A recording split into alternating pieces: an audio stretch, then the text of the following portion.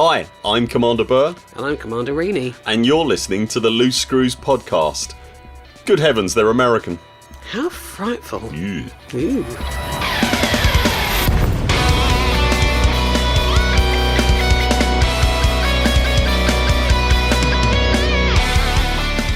Hey guys, it is July 30th, 2020. Howdy and welcome to Loose Screws, the American Elite Dangerous podcast.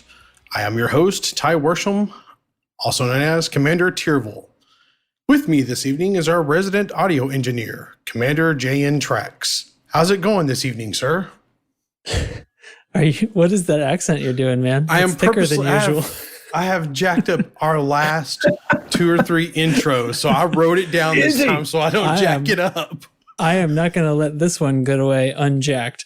No, I'm all right. Listen, my daughter got a little bit sick the past couple of days, and the doctor said she had to do a COVID test, but came back today negative. So, good.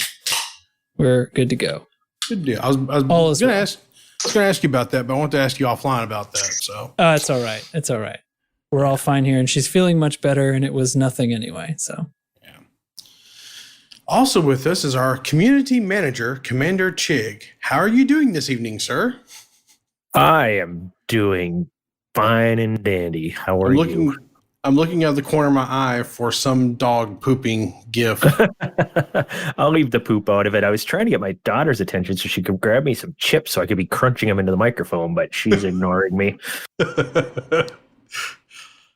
And last but not least is our squadron leader, Admiral Commander NL Haight. How you doing there, Admiral? I was doing good until Robot Ty took over at your mic. I'm so messed up, I can't speak.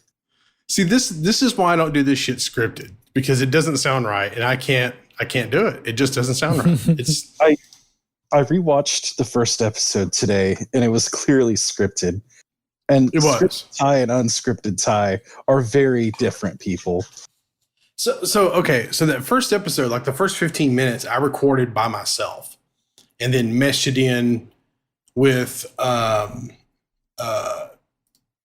everyone else. Or meshed it in, later when I recorded everyone else, which I thought I did a pretty good job of for my first audio editing thing ever. I was like, oh, that's real easy. I don't know why people get paid so much. And then like 2 weeks later, I'm like, oh my God, there's so much to this. I can't believe I need to pay somebody to do this. And then that's our whole plan. It was about episode 4 or 5 that I can't remember. Did you message me or did I message you, Trax? I can't remember who messaged who now.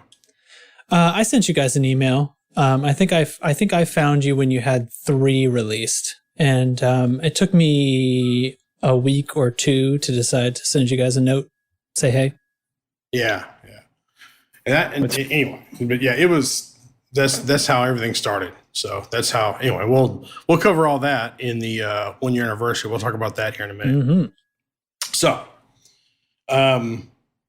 couple of things. Got an email today from someone who started the game, come across our podcast, and then quit the game after about a week of playing because the game was too hard. They couldn't figure it out, and they didn't really talk to us about it. So if that person didn't join Discord, apparently.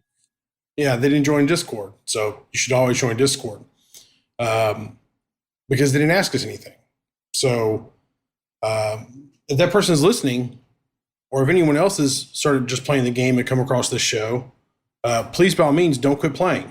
Hop into our Discord and ask questions. Like, we can help you. And if there's no one in voice in the Discord, I guarantee you there's someone in text in the Discord where we can point you to a how-to video or help you out later that evening or something. Someone is always watching. Yeah. Our average response time is less than 10 minutes. Right. Which that's crazy. It really is. It's my experience that we like helping people. Like, it seems like a lot of people like to help people. So, at least in our community. So, I think our whole community is full of very, very helpful people. So, yeah, it could come to the Discord, just drop a question, just in general chat even, and somebody will get back to you really quick. Right. So that's that. So tomorrow, January 31st, is the great Friday Night Screwballs. What's Friday Night Screwballs, you might ask? Well, Friday Night Screwballs is that we are all going to meet up in the planet, the system Epsilon Indi on the moon of Midorand Hollow. And it's a little tricky to land on, but it's not impossible. But after you land on it, we will have a place set up. I don't know the coordinates yet. I'll put the coordinates into Discord later. That's what I was going to ask about. Well, my plan originally was to get on earlier, fly to Midorand Hollow, and then pick out some coordinates and relay them. Unfortunately, life happened, and I didn't get on until now. So, yeah, there you go. Anyway, so we're going to go there, and I'm going to be flying in the middle, and within any radius around my ship of 1 kilometer, you have to land your ship and hop into an SRV. And then once everybody's ready, I'm going to drop a Guardian Orb onto the surface. And you will have to roll that Guardian Orb to your ship, scoop it up into your cargo hold. You can't scoop it beforehand. And then get it into your ship and then take off. You can't shoot each other, but you can ram each other. Yeah, you can. You have a maximum of 2 SRVs. Once you're out of SRVs, you're done. I think I have 110 or 109 or something like that of Guardian Orbs. Thank you to Alex Turner, and I think you brought me some tracks. And 3. I don't know who else brought me some, but I know someone sold a few on my fleet carrier. So the people who did, thank you. We will be using them, and I got a feeling we'll go through a lot of them. If for some reason we're down to Guardian Orbs before we have a winner, I will have limpets that we drop and get pissed off at, and we may have to modify. We may have to modify the game from there, but we'll figure it out. I think they're going to blow up pretty quick, but I think if we go through over 100, we will have had a pretty good night. Yeah. We're going to start this around 8 p.m. Central Time. So probably I'll be live streaming it on the YouTube and on the Twitch, assuming I can get freaking restream to work. It's been kind of a pain last few days. If not, I will just stream it to Twitch, because YouTube, you are the enemy. But anyway, Hate, you talked about putting together a little mining event on August the 4th. Yes. Hopefully, the patch comes out on time on Monday, the 3rd. And then for the 4th, I want to do some wing mining on all platforms. I've already gotten in contact with Devoluter on the PlayStation, and we've set up a very weak overlapped LTD in Wolf 10 near Ross 310 to do some wing mining and to see how the new patch is doing. Cool.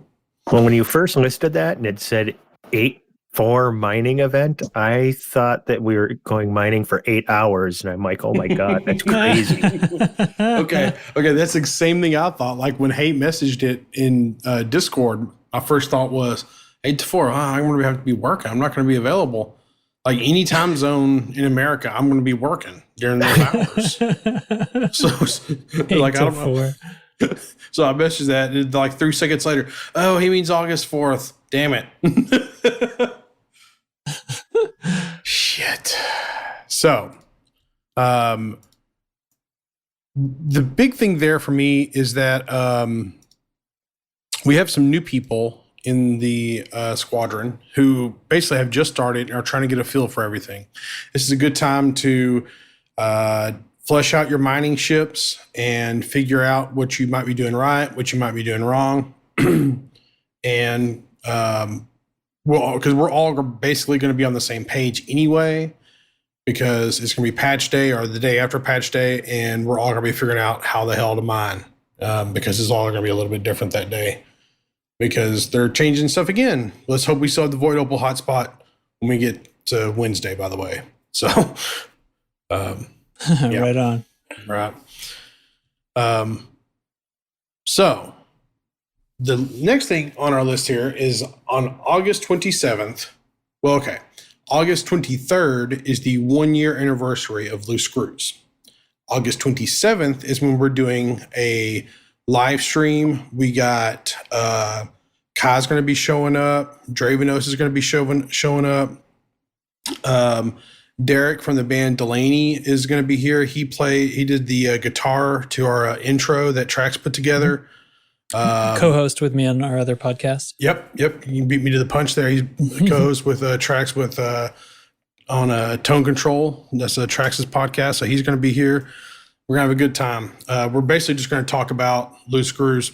Also go along with that is that if you go to our website, loosescrewsed.com, up there at the top, there is a link to a thing that says 1 year. And on that is a little form that you can fill out and just leave a little message about 1 year of Loose Screws. I've already got 3 or 4 submissions on this. I'm going to read all of these during the show. All of them. So if you want to, I'm going to read the ones that are not you guys effing suck, stuff like that. Those ones have to You're be getting read. a ton of those, I bet. I haven't got a single one of those yet, but I guarantee they're coming because I get a you guys effing suck every single email every single week. So Why do they not like you guys? it's from the same guy. Like he has about 3 different emails, and I figured out it's from the same guy. So You didn't catch that, Ty? You guys got to do a better job, I'm telling you. So go there, and if you have anything you want to say about Loose Screws and then you want read online, as long as it's not lewd or anything, like I said, Or post it lewder. up there. Yeah, not too lewd. I mean, I'm going to be there. So I actually started listening to that podcast again from the beginning to listen to the early episodes. And I tried that, as I'm listening to them, I'm like, when did I start listening to the show? And it was pretty quick. I started listening really early on, but yeah, Really? I'm up to the pilot interview right now, but I think I started listening about episode 4. Nifty. Neato. Anyway, so I'm going to try to get maybe somebody really cool on, like that Thai guy, or maybe that Trex guy to join us. But I'm filling out some people who might want to come and hang out for a little bit, just for the 1 year. I don't know what we're going to be doing yet, as far as the total things of activities. I got a feeling we're going to go find a Hasbres and shoot each other, or a Anarchy?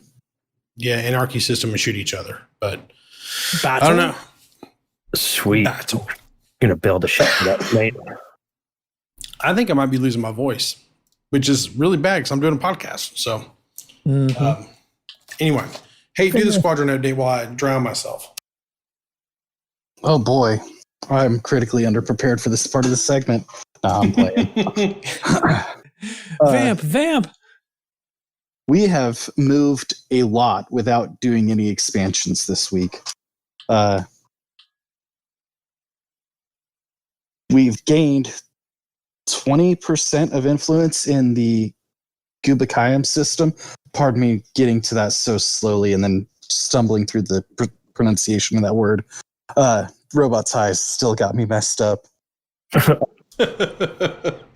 Today we lost nearly 4%, so I'm curious if someone is working in the Gubakayam system.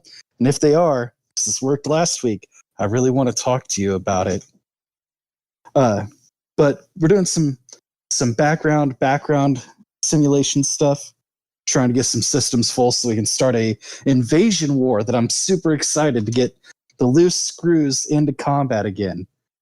So it's been a little while since we had a war we were actually invested in. We also met up with the Helsina Knights, signed a concordant, got some terms of neighborhood conditions going. Those guys are great. Hell's Master Kite streams on Twitch almost every day. Wow.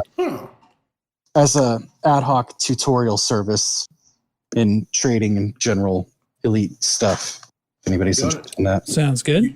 You ought to invite them to our mining event. I They might already enjoy that. did. Oh, cool. They knew about it before our podcast listeners did. Yeah. Well, Great we'll idea. we'll see who you align with then. Me. Jeez.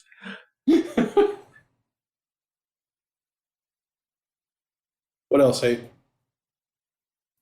I want to give a big old shout out to McPherson and Pepper Grinder, both of which are over 500. Pepper Grinder is over 600 influence for loose screws. Jeez. Yikes. On a rolling 30-day drop off too. Like They're that's keeping it up. all recent. And I thought I played a lot. Impressive. Well, They're owning it. sorry, I'm over here still trying to drink water, trying to get this thing out of my throat where I can talk. So I've just gotten to Mitter and Hollow, and if the listeners haven't been here, I know Ty's shouted it out like 4 times. It is such a trip watching the planet go around. it's one of my favorite systems. It's just beautiful to me. I love everything about that system. It was my home for quite a while until I discovered. I say quite a while, for about 2-3 months until I discovered LHS 317 in Northrop, and that's about when I hit my first elite. Because that was right beside Shinrarta, so that was nice, you know. So anyway, not a lot of news this week. And I have a tinfoil hat theory I want to discuss with you guys, but there is one big bit of news. I'm gonna say big bitch of news, but it ain't right. Big bit of news is that so Wednesday we were supposed to get a patch which was going to address some mining things and some crashing and stability issues, but they then moved it. They discovered some issues with the patch and moved it to Monday, August 3rd, which I like. I like patches on Mondays or Tuesdays. I don't like patches on Wednesdays because I don't have an opportunity to test them until Thursday or Friday. So I much prefer patches on Monday or Tuesday. So I do kind of want to go to patch notes here just a little bit. The mining stuff, they fixed an issue whereby surface deposits created after cracking a mother lode would flag themselves as depleted. I'm assuming that this is the or you shoot the abrasion blaster at the surface deposit, it does nothing. Yep, that's what's going on. Yeah, you were running into that a lot, Trax. Yes. Every void opal or low temperature diamonds core I found. Other minerals weren't affected for me, but were for others. Apparently, the workaround was to not shoot at anything on the surface before you crack the core, which I have just now verified in the void opal hotspot. So basically, it's because they would often have like a surface deposit or a subsurface in them that I wanted to get before I cracked the core. If you do that, core doesn't work, but that should all be fixed in like 3 days, assuming it all goes well. So we're going to come back to the second bullet point here because I do want to. That's the one I want to kind of dive into. But fix an issue where loading into an instance in a system with a large amount of fleet carriers would cause long load times and causing a disconnect. Fix an issue which stopped fighters being restocked from a fleet carrier. Fix a number of issues related to fleet carrier positioning. Better enforcement of the 16 carrier limit per body.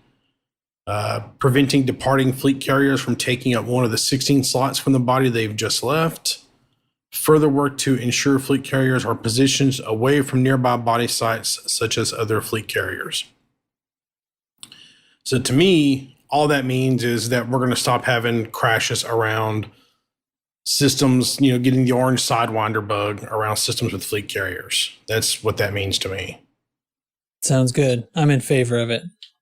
Yeah, I think Trax got stuck somewhere because of the orange Sidewinder, didn't you? Yeah, from my reading, it was particularly bad in engineer systems, and I had my fleet carrier in one, doing some engineering like a feller does, and couldn't get back to my carrier or anywhere. If I got to Super Cruise, I could not get out of Super Cruise. So the only fix was to jump to a neighboring system, and I had to fly my fleet carrier to that neighboring system to get to it. Jeez. And then, of course, they gave me almost 1,000 tritium, so I was fine with it. Sucker.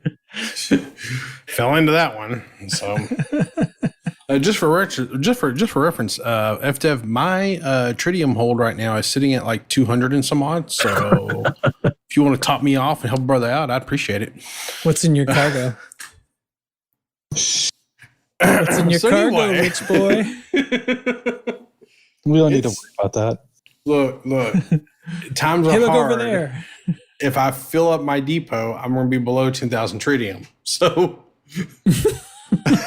Oh my god. the times are hard right now. Y'all don't know how bad it is for someone who has a crap ton of tritium and money in the bank. So, Terrible stuff. yeah.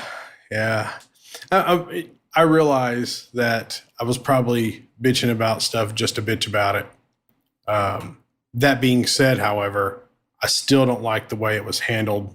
But yeah, they probably should have fixed the people who were stranded. So it was cool of them to fix the people that were stranded, but I just don't like how it was handled. So. Anyway. I was just in this moment right now thought of something else. I wonder if they could have somehow like fudged it so that your tritium depot could go over just for now. You know what I mean? Like they could add magic tritium that would go above. So just give everyone 1,000. And if you had a full tank, you'd have 2,000 out of 1,000. Yeah, and it wouldn't start going down until you spent 1,000. You know? Them just filling the tank is fine, but changing any bit of the code to make the tank bigger would have probably made like landing gear no longer go down. Right. If they'd probably do that, and then suddenly tritium would spend at 1,000% of its normal rate, galaxy wide, and the landing gear would all clip through the fleet carrier whenever your ships were docked. Well, I mean, it could have even been something as simple if they made the tank bigger than like that so that you held more. But when you do tritium, it actually is always a percentage of your tank that is determining your jump rather than the actual tritium burned.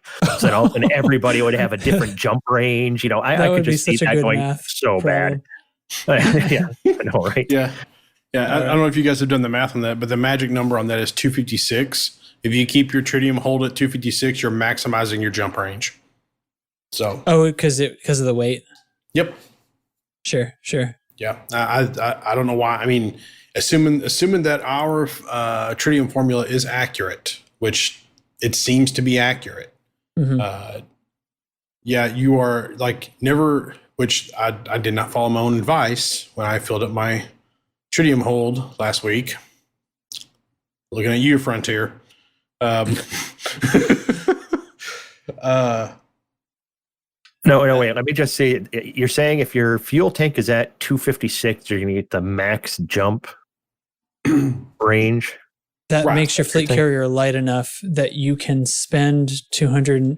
Well, so the trouble is you can spend 500 on a jump, can't you? No, you can go 500 light years. That's not 500 tons, though. Right. So 256 must be the maximum you can spend in a single jump.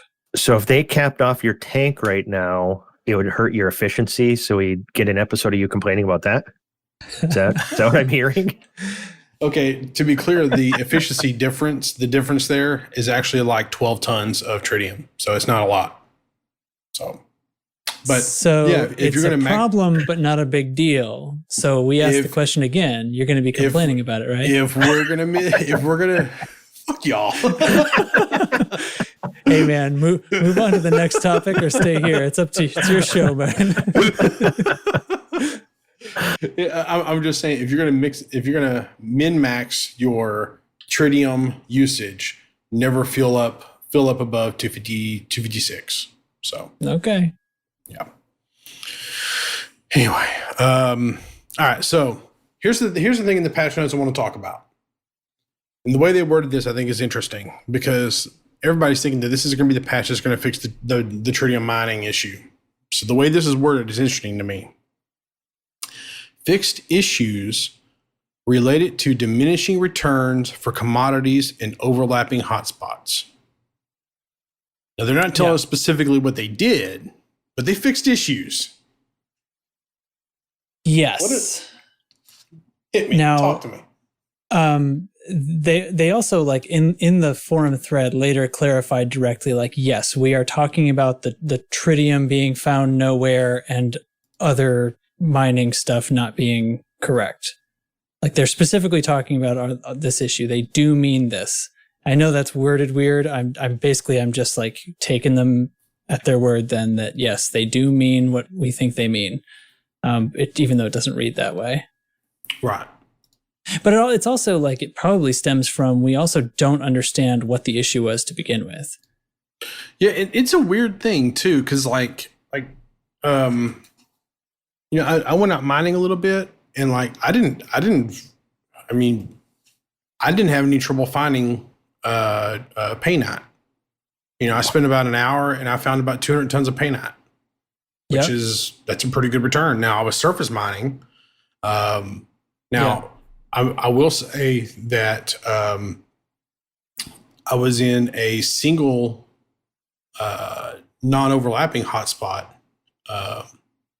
but it was interesting because I really thought that it was going to be like desert and I would find nothing.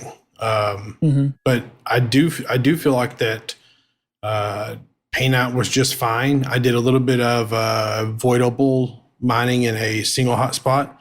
That was pretty rough. I felt like void opals were hurt pretty badly. And the whole time I was in the painite hotspot, I don't remember seeing a single thing of tritium. Like no subsurface target, no nothing. They spawn in different ring types. Are they both cold? Painite is metallic. Painite is metallic and tritium is only found in ice. I'll show you. Oh, okay. Same thing. When I was doing the void opals, which I know they're in ice. Yeah. I didn't see a single tritium. So, that was a little weird because I was out there looking for my 1,000 tons of tritium frontier. But, wow. Yeah. Anyway, but, it's weird that they worded it this way. Like I would figure they would specifically said, yeah, we fixed the tritium issue, guys. They did clarify later, but the way they worded this was kind of like, I agree. Strange. Yeah. I personally feel like they worded it this way to basically say you're not going to get the returns you were getting, but it's going to be better. We're not going back to pre-patch. Right. Which is fine. I don't think that the returns pre-patch were good for the game's economy, but they were good for my pocketbook. So, I think it's not very fun right now. It's confusing. Like whatever the underlying issue is, it's not something that I think we, the players, understand. I'm in a void opal spot and I haven't found a single void opal. I found 2 granditerite cores and I'm finding a ton of tritium everywhere. But it's almost as if the hotspots are mislabeled. It does feel like that, doesn't it? Yeah. But I was here at the same void opal spot last week, and I was finding void opals and just running into that bug and got fed up with it. Here's another core, alexandrite. No void opals whatsoever. I did find some alexandrite cores, which, by the way, alexandrite's going for $500,000 right now. So, yeah, it's sort of the lowest that I'll actually stop for at this point. Yeah, well, it curves off pretty steep after alexandrite. After that, it's like 300,000 for monazite. Yeah. So, anyway, all right. Let's get down to business. The patch is coming out Monday. Assuming they don't run into another problem. And kudos to Frontier for saying, hey, we found a problem. We're not just going to release it. We're going to push it back a few more days. I think that's pretty cool they did that. So, okay. So, this thought crossed my mind. So, you got to rewind the clock all the way back to June 9th, I think it was, when we got the fleet carriers, right? June 9th. Is that right? Yeah, June 9th. So, on June 9th, we got the fleet carrier patch. And we also got this cute little Galnet news article about Vitadine. Well, that was redneck as hell. Vitadine nanomedicines and them reaching the galactic market and them being released. So now we've already kind of pre-talked about this a little bit, basically saying that maybe this is something that will be in reference to Odyssey about being able to walk around and be able to heal yourself or whatever, or, you know, have a stim pack or something to heal up a bullet wound or something, or. Mm-hmm. But now we all kind of said, oh, maybe it's just nothing because it could just be for FDev doing thing. Well, here's my thought. So you got to rewind the clock back a year or so, back to when FDev said they're only going to make Galnet news articles about things that actually happen in game or are related to the game. So, yeah, the Vitadine Galnet post has got to be related to the game somehow. So isn't it a rare commodity that was newly introduced? Yep. Okay, but so because I was thinking the same thing as you until someone told me that it's a rare commodity being added to the game, and you know, Occam's razor. I'm gonna believe the simplest explanation that requires the fewest new assumptions. So you're just gonna poke holes all over my tinfoil hat, huh? It's not gonna float at all. Well, I don't want you to spend a whole episode on this and then say we have to push our main discussion back another week. If I have something to say, so I mean, I don't know, but you know, that if that's true, if it's a rare commodity that's in the game, then that is a simpler explanation for why it could count as a Galnet news article. Yeah, under the rules. Yeah, it I guess it would fit in both. Yeah. Okay. Your explanation's cooler. Yeah, my explanation is way cooler. Yeah. I definitely think that it could be building some lore into the game for some things coming up, you know, like your health packs and everything else. Because yeah, it is a medicine. Why, you know, do we need a medicine of any kind, you know, in the game right now? I don't think it's and story chains are cool. Exactly. If it continues the story chain later on, it just adds more depth to the galaxy. You know, that makes me happy. But I mean, right now, you don't really use rare commodities at all. So it really would just be another stepping stone going forward compared to that, you know, the commodity itself right now actually being something later, if you know what I mean, unless they completely change how rare commodities work and they actually get functions. Yeah. Which would be a big change. Yeah. All right. I'm done tinfoil hatting about it yet. I feel like it's been perfectly poked out and not going to be what I want it to be. So, sorry. Are you ready for the button with Chick Chat? I'm about to call it. You ready? We're doing it. All right. It's Chick Chat. Yeah, that's a fact. It's Chick Chat. Where the cheese at? We here at Loose Screws never end a sentence with a preposition. I giggle every time. All right. So tonight on Chick Chat, I'm trying to do a Thai voice. I can't do it. We are going to just talk about video games in general, but more kind of with what our main topic is later. It is interesting to talk about how games have evolved and advanced over time. You know, like I'm specifically looking at, you know, I've got one game I want to talk about specifically, but I'm thinking of, you know, like A1 brought up a game and I don't remember the name of it. Ty showed a screenshot of this game from years ago and then the newest iteration of it. And the difference is, you know, amazing how far games have gone. So I started Armored Core. What was it called? Armored Core. I've never played that. It looks I hadn't interesting. heard of it either. Yeah. So, but then, I started thinking about that. Then, my brain goes to I played Madden football way back, in 1990 or whatever, and how that's advanced, through the years, just to, damn near photorealism these days, or, the original Legend of Zelda game, the pixelated graphics, the gold cartridge, one of the first, console games you could save because there was a battery inside the cartridge. And then, went to, Adventures on Link after that, and then everything after that up to the modern Switch version. But for me, the one that blows my mind is the Half-Life series. Half-Life 2. Then that game is where the mods really started digging into PC games back in the day. Counter-Strike and stuff coming off of that.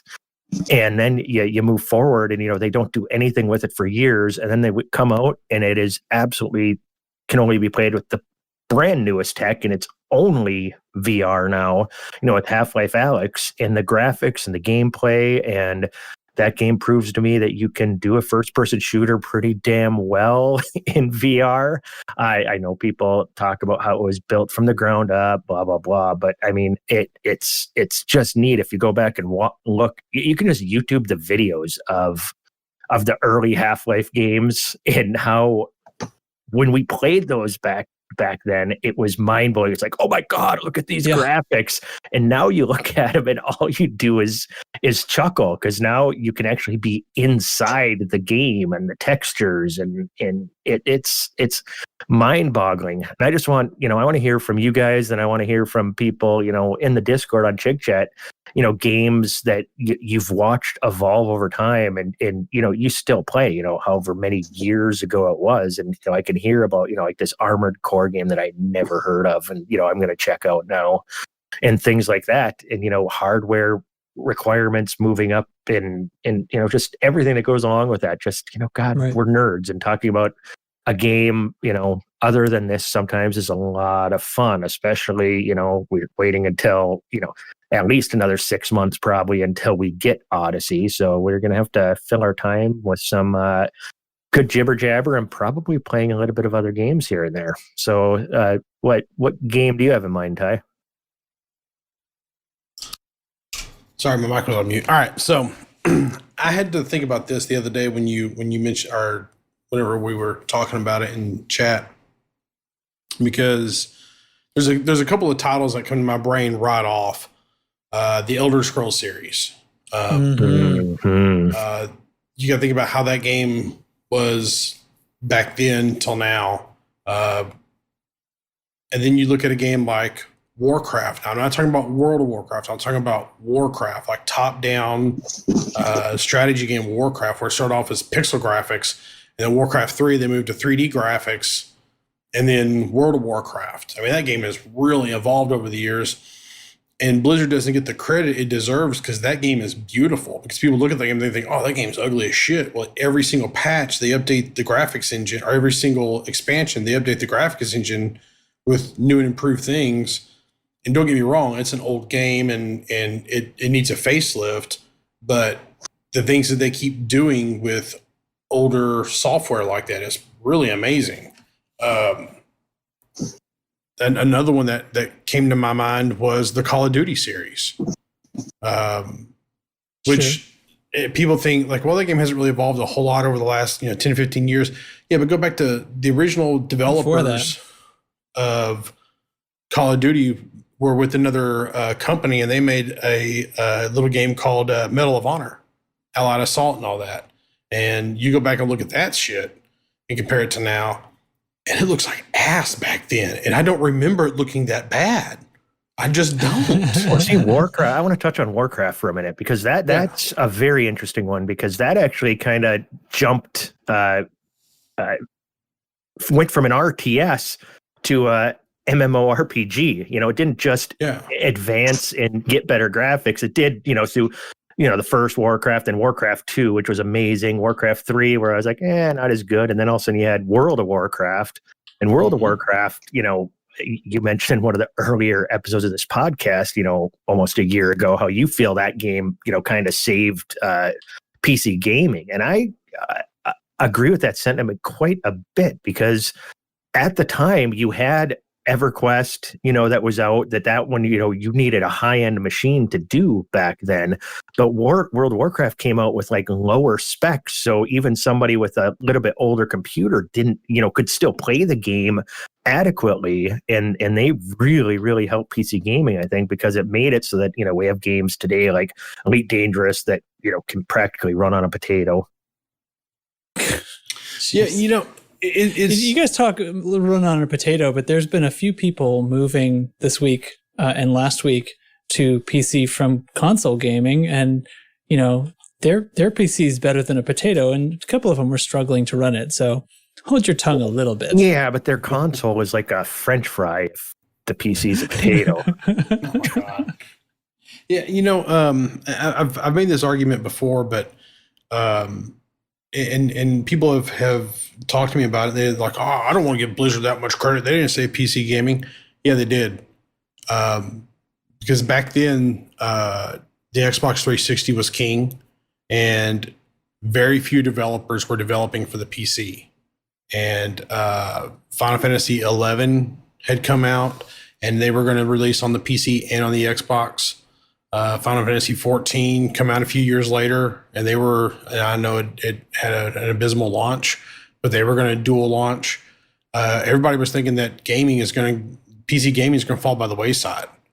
And it was, what Blizzard did was basically say, we're only going to release this on the PC because we're making this for PC gamers.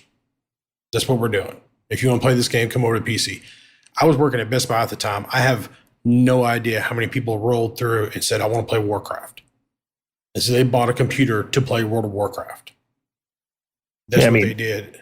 Just thousands of people. Yeah, by the time Lich King launched, it was up to about 12 million concurrent subscriptions, I believe. I mean, it was huge. Yep. And here, I'm not real happy with the state of the game right now, but if you look at how that game has changed just in its own 15, 16-year lifetime, about how it started off as this, it wasn't the hardest MMO out there, but it was the most approachable MMO. But there were like hard modes, so to speak, because you could go raiding, and that was hard. And then, after Lich King, they evolved it to where anybody could join the looking for raid group and go do the raids. And yeah, you wouldn't get the best gear, but you could go do the raids and see the story. And they evolved the game with their audience. They grew the game up with their audience. Now I think they've missed the mark on a lot of things right now, and I really am not looking too forward to Shadowlands, their next expansion. But once they started dumbing things down, I think that's where a lot of the hardcore players, got out of the game. And once you start losing the hardcores and all you do is have casuals, casuals come and go. Hardcore players are on all the time. So, I'm sure they have a lot more turnover these days than they did back then. Yeah. And the deal is that, the game has kind of become this thing where you can kind of pick it up for a few months, play it, and then put it down and go play something else. And I think that's where they're going to leave it.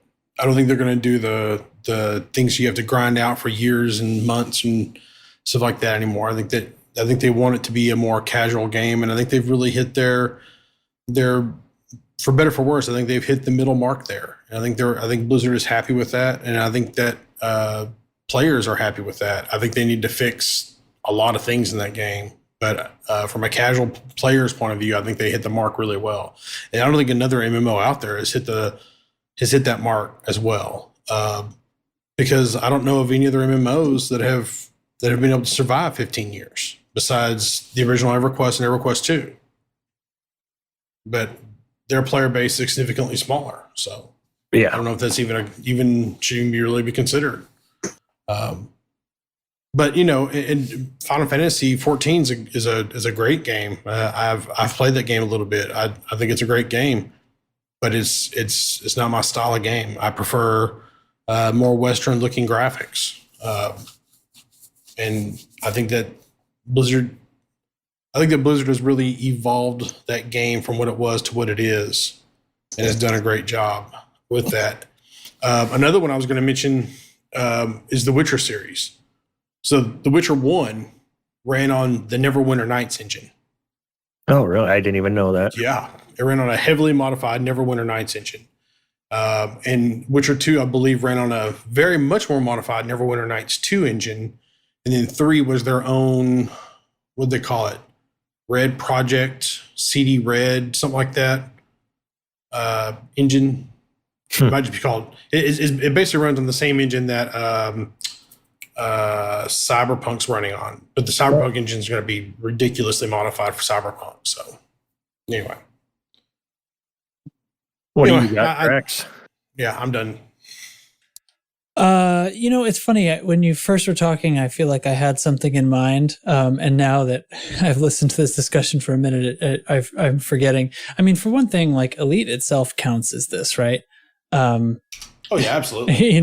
Coming from 1984 or whatever.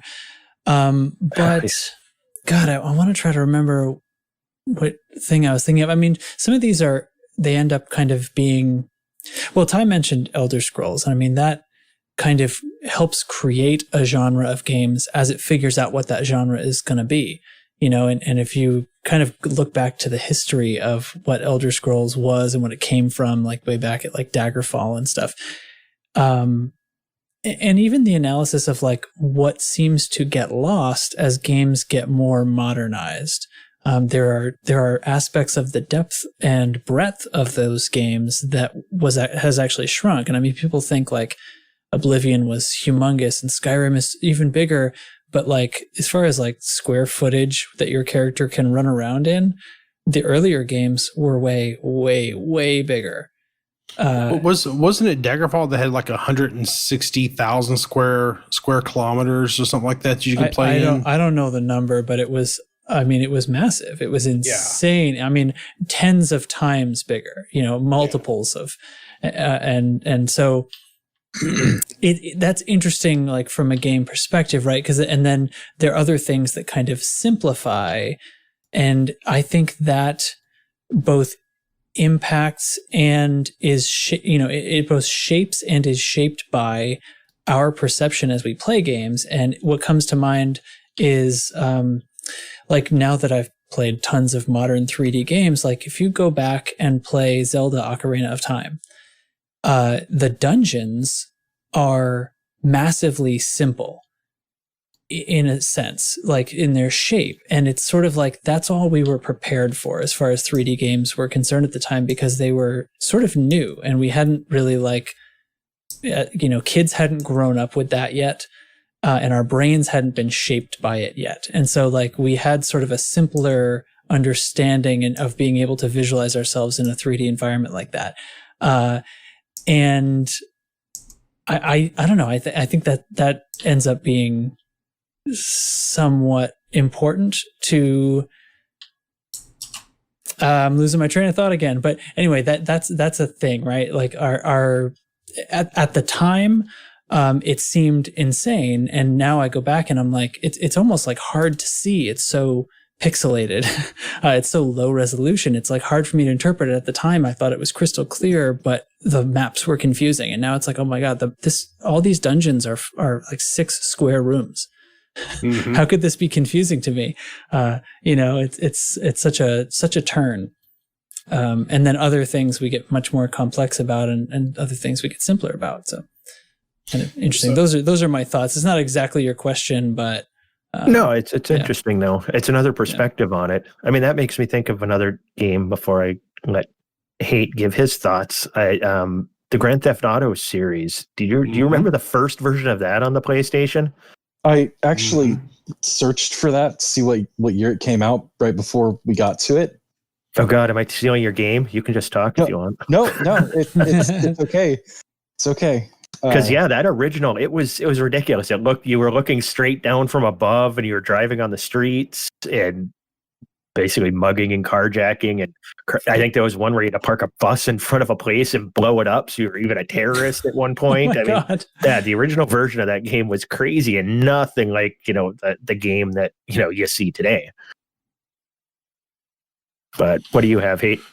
Well, let me jump in here real quick. Okay. So I went and looked it up. Elder Scrolls 2 Daggerfall is 161,600 square kilometers. Jesus. Yikes. All right, I'm done.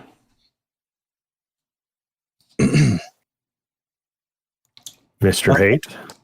Yep. Apparently, it's my turn now.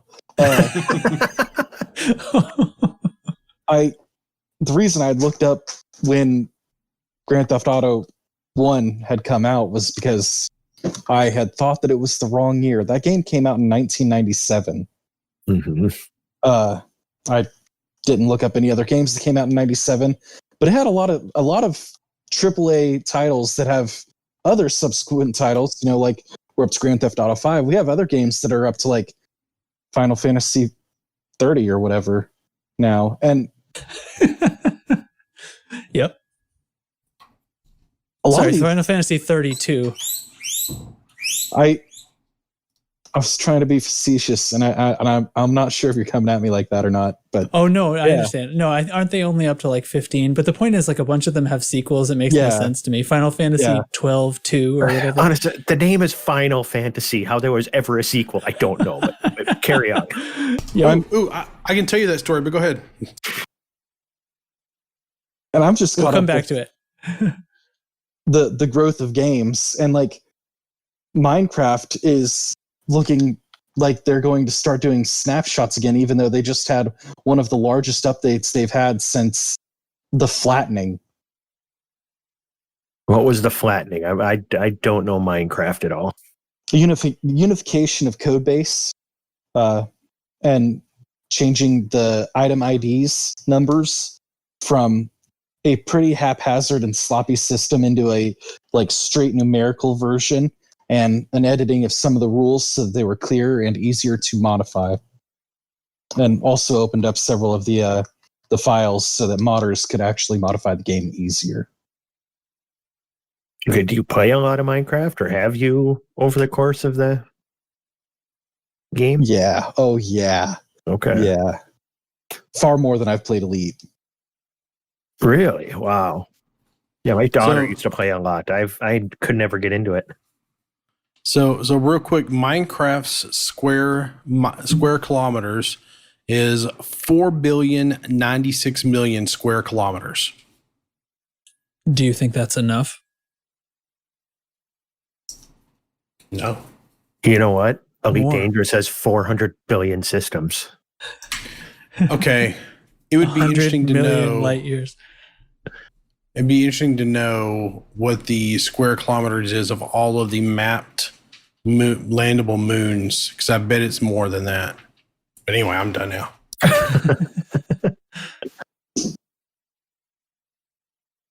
Well, all right. I guess we could end this discussion then, if that's where we're at. Just anybody else has some interesting games to come look at. One random thing, as we were talking about that, I started thinking, because you were talking about the size of the maps getting smaller and stuff. I don't know if Even you as guys our ever, perception of them gets bigger. yes, but like one of the very first PC games I ever played was it wasn't really a PC, I guess, back then, but it was on a Texas Instruments back in like 83, 84. What does Wikipedia say that game came out? 1984, it looks like. And it was called Tunnels of Doom. And it was just this simple kind of dungeon crawler that you do. And you could set like the number of levels you wanted of the dungeon and everything else. It would just randomly create monsters, and you'd be going through this thing, and you could pick one of 4 classes. You could be a fighter, rogue, or no, just fighter, rogue, or wizard is all you got to do. It says 4 classes. And a hero class for one player. Now I remember that. But yeah, you could just pick one of these 4 classes, and you could just go through this dungeon crawl, and it would randomly pop, creatures and shit in front of you, and you kill them, and you can make this dungeon like 100 levels if you wanted. And you just kept doing each level, and you're just going through these tunnels, old school gaming tunnels, where it's just blocks, like old school Doom. And that was a fun game that I Procedurally wish generated. would come back. Yeah, I mean, if you want to look at an old school game, and I'd be curious if anybody else ever even played that. My one uncle had it, and every time I went to his house, I had to play. Oh, can I play Tunnels of Doom? He says, "Oh, you bet." And he booted up for me. So that was random, but that's all I've got on random video games. Put it back in Ty's court. All right. So I'm going to link this video here if I can get it to pull up on freaking YouTube, but it's not working yet. I have to just go find it. But anyway, this video here, and I know it's a podcast, so you guys won't actually be able to see it. I'll put this into the recording booth, and on Discord, I will put it into the video media links because it's freaking cool. That's where they broke down all the different sizes of different game maps to square kilometers. Oh yeah. And it's really cool. They even have No Man's Sky in there at the very end with a number I can't even read. It's 31 and then a 7 with 1, 2, 3, 4, 5, 6, 7, 8, 9, 10, 11, 12, 13, 14, 15, 16, 17, 18, 19, 20 with 21 zeros behind it. That's at least a couple dozen. Yeah. So anyway, that's a really cool video when you scrub through it to see all the different sizes of maps and stuff. So Nice. Yeah, I thought that was really, and I was a little shocked because I did not realize. I always felt like the Oblivion map was smaller than Skyrim, but it's not. But I started thinking about it. Much of Oblivion is flat, so you're able to walk straighter lines. Whereas in Skyrim, you got to do a lot of walking around the mountains and stuff, and or get on a horse. You know, kind of right. They create artificial distance with obstacles. Yeah, right. Which is sort of a game development advancement in a sense. Right. And we talk about Daggerfall having 161,000 square kilometers. It was all flat, guys. Like there was no 3D. Yeah, I mean, it was in 3D, but it was not true 3D. It was like Doom 3D. There was no actual depth to it. Yeah, sprite based. Yeah. Don't get me wrong. It looked good for the time, but it anyway. So, last thing I'll say about this is that Dragon Age Inquisition is a perfect example of a game where they have a really large map, and when you get to the areas where they want you to do stuff, there's a lot of stuff to do. But in between, there's nothing. So they might have a really big map where you can walk around in it and do different things, but it doesn't really matter.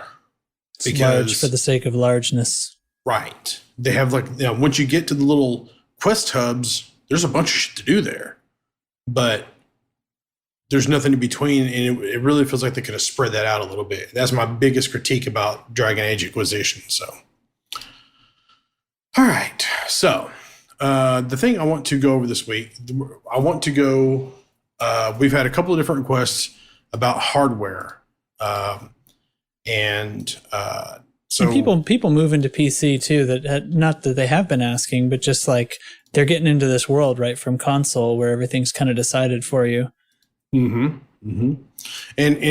on that note is that when we get a little closer to knowing more about what the new Xbox and new PlayStation are actually going to be and whatnot, which I know we already know some things, but I would like to know more.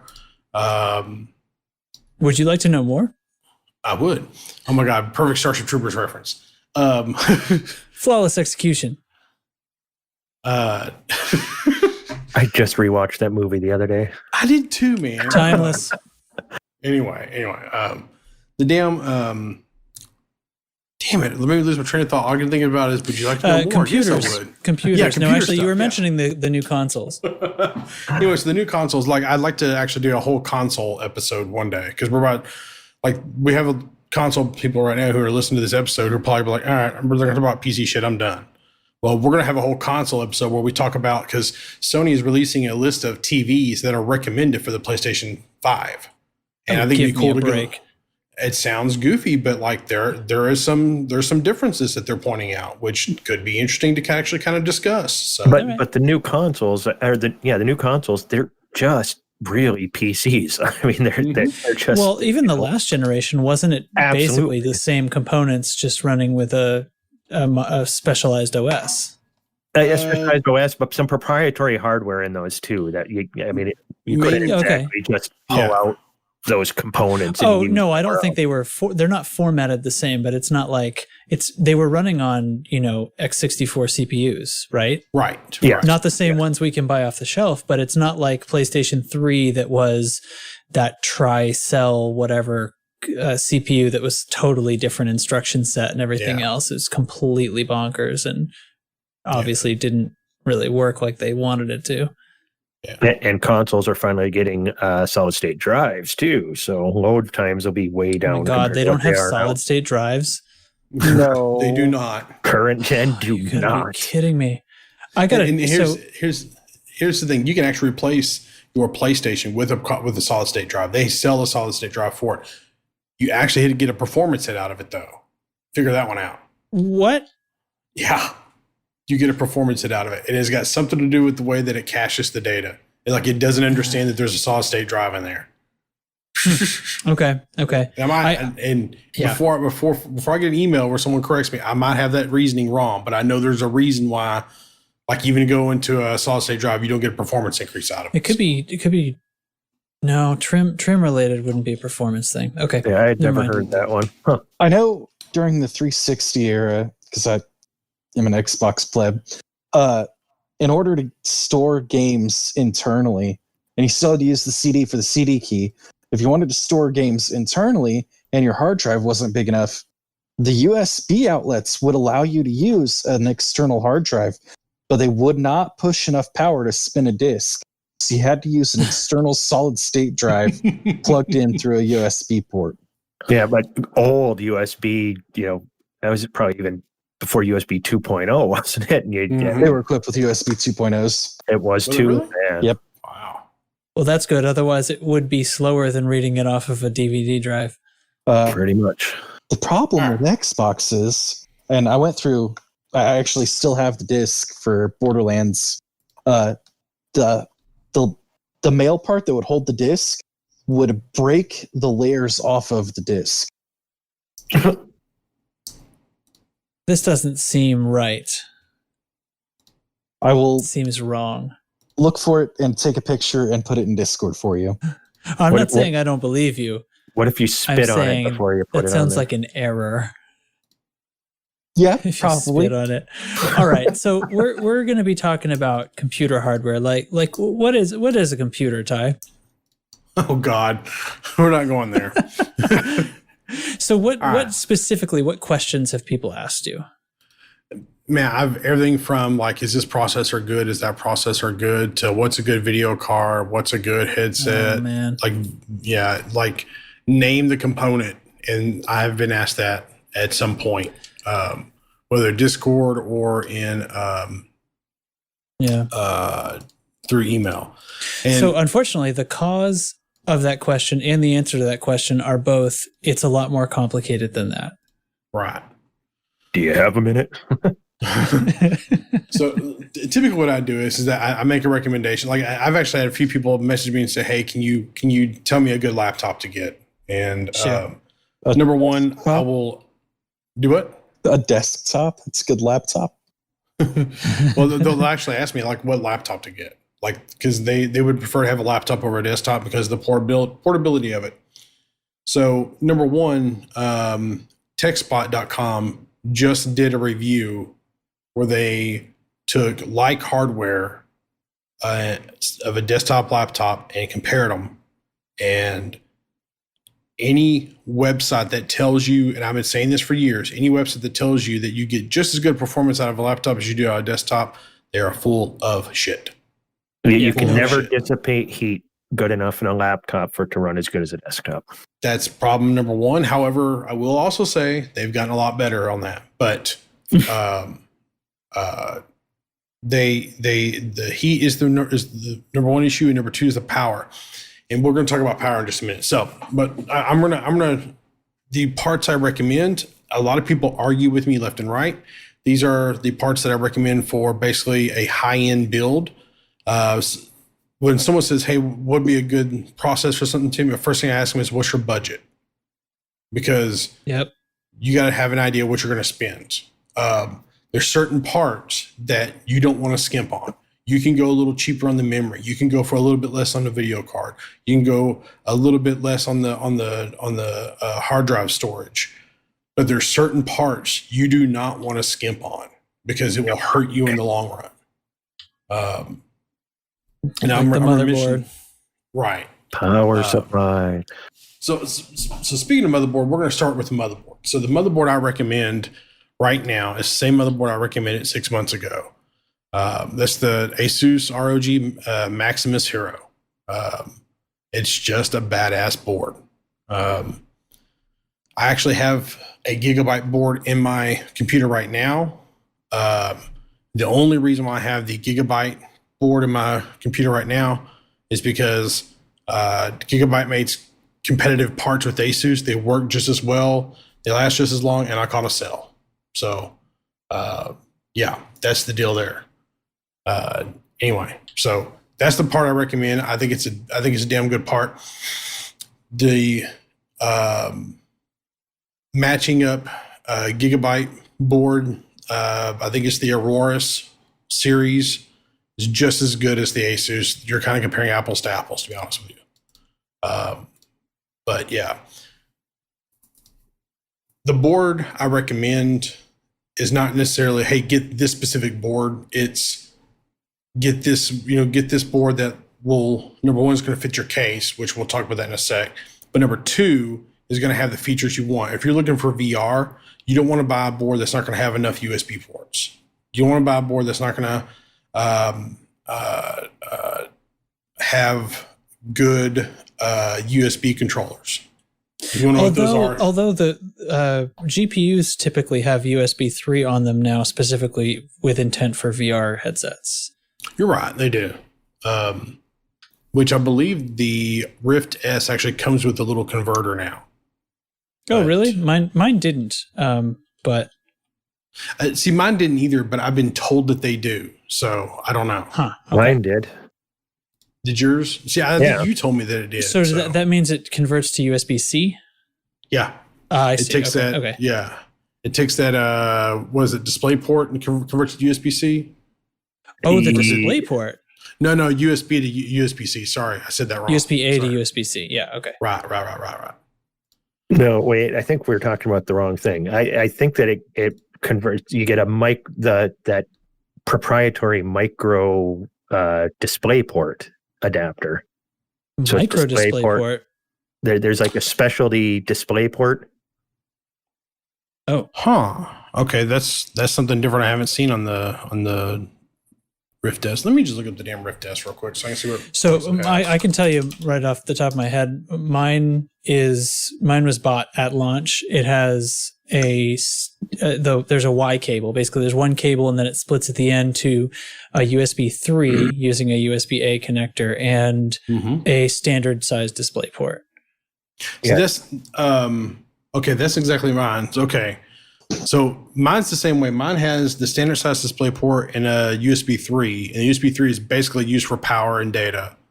And the mini display port's used for the display itself. Yeah. Now, looking at their specs right now, they say video output, a display port, or a mini display port, and it has an adapter included in the box. I don't remember mine coming with an adapter. Mini display port is the Thunderbolt connector, the Thunderbolt 1 and 2 connector. Right. So there you go. That's but yours did, Cheeks. So I got mine at launch. Trax got yours at launch. Did you get yours at launch? Cheeks? I pre-ordered mine. Yes. How come yours is different than ours then? They knew it was for him and they made it special. Yeah.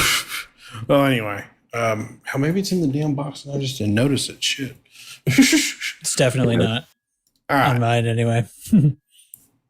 So right now, I'm still recommending Intel processors, and I've been reading the benchmarks that AMD is doing great. I think that's wonderful. I love AMD. I think they're doing a great job. That being said, if you go and look at benchmarks, if you do your own benchmarks, you're going to find that the Ryzen's equal level Horizons compared to an equal level Intel, they just aren't quite there yet.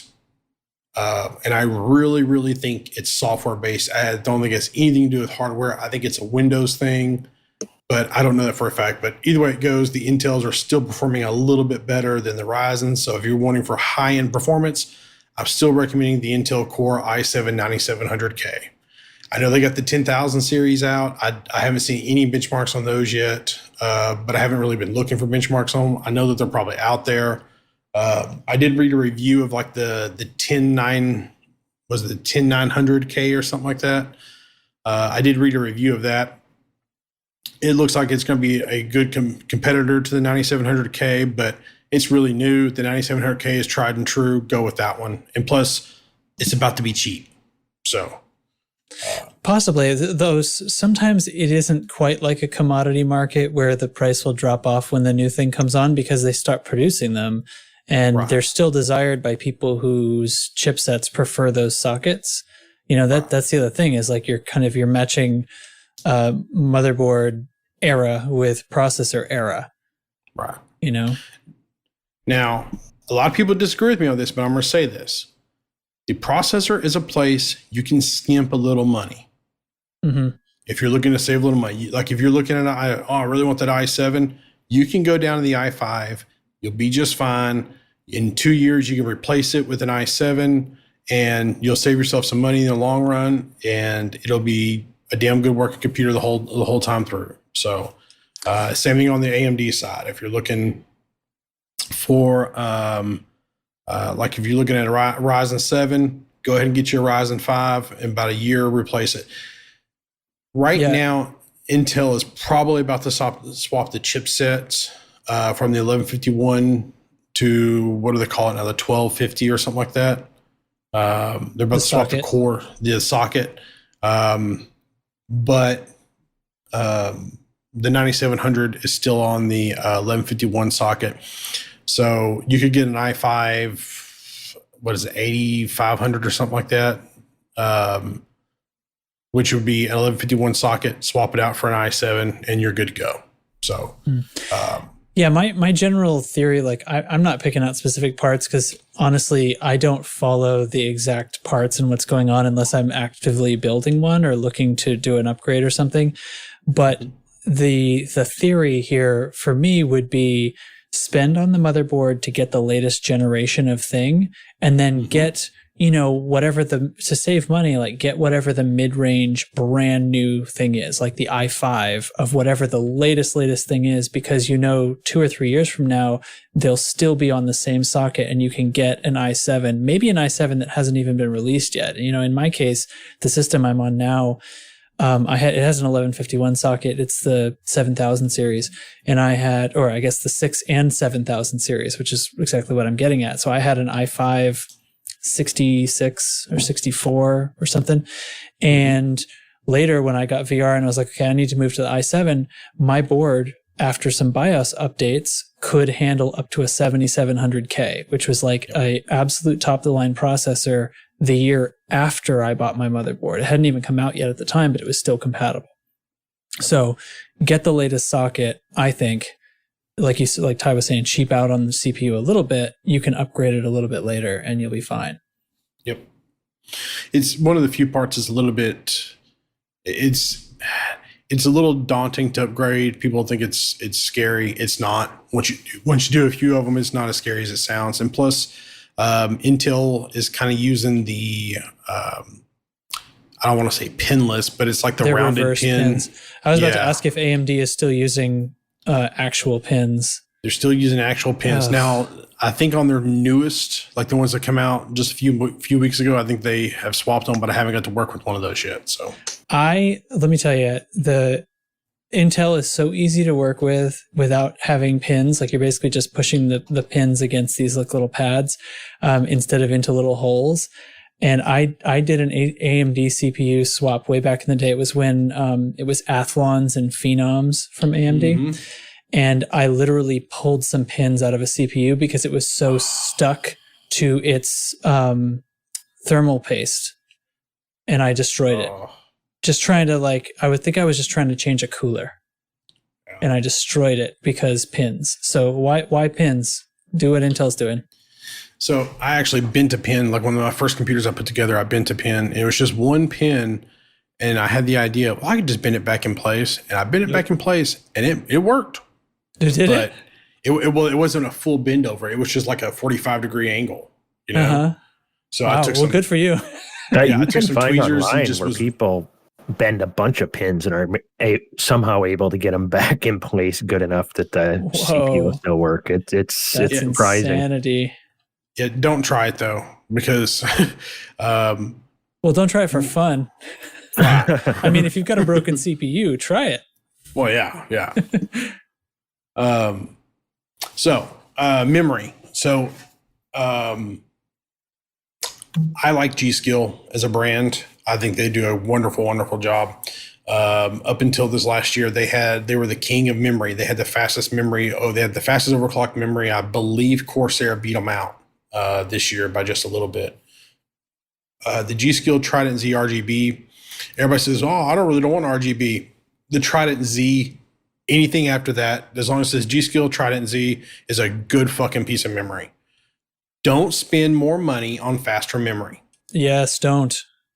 It makes like less than 1% chance, less 1% difference in overall PC performance.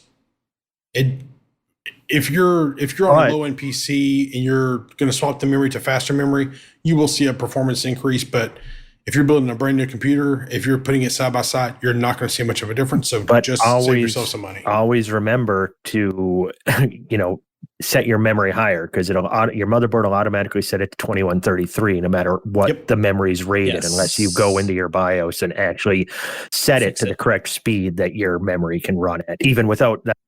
We're not talking overclocking or doing anything special or fancy. This is just setting it to run at the speed that it can run to at. its actual timings. And this is another place where you want to buy half of what you're eventually going to have.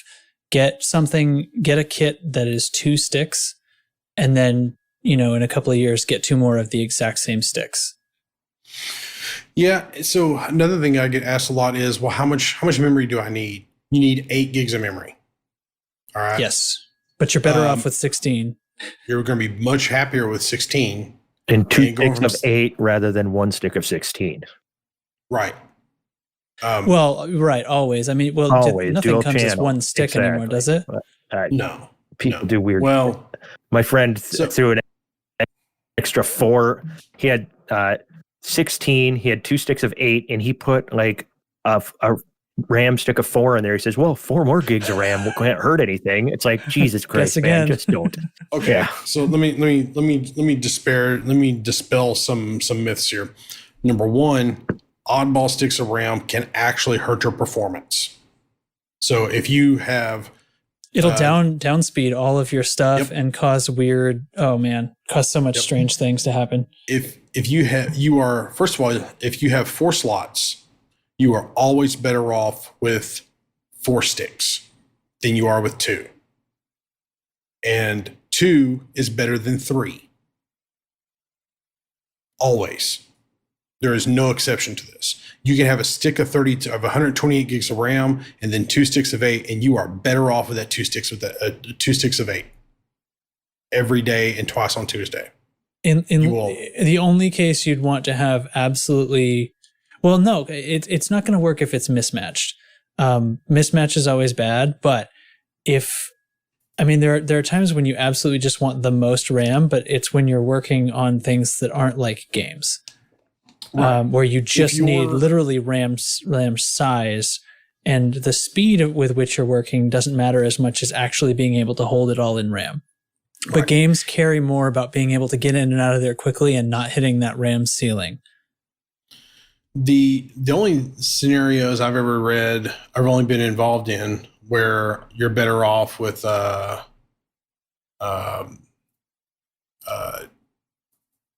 having more memory, even if it's like an odd stick, is video editing and audio editing. That's the only 2 scenarios I know of. And guess what? Mostly video editing, because video is humongous and audio is no big deal compared to video. Yeah. Anyway, so memory's easy. G-Skill Trident Z, DDR4. Don't don't trigger yourself into thinking it's more difficult than it sounds. They try to make it more difficult for whatever reason. DDR4, find a speed you like, find a price you like, and go from there. I do recommend the RGB RAM because it's pretty. You can do cool things with it, but that's up to you. So I don't have a glass case. You're missing out on life, brother. It's on the floor. Oh, don't. You're killing me, man. You're killing me. Okay. So video card. There's kind of two things here. One, the one I recommend versus the one I think you should buy. So the one I recommend that you get is the NVIDIA GeForce RTX 2080, the Asus version or the Gigabyte version. What? No love for EVGA?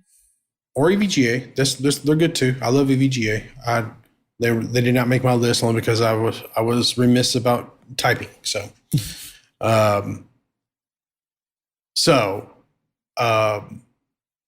but the card I recommend that you get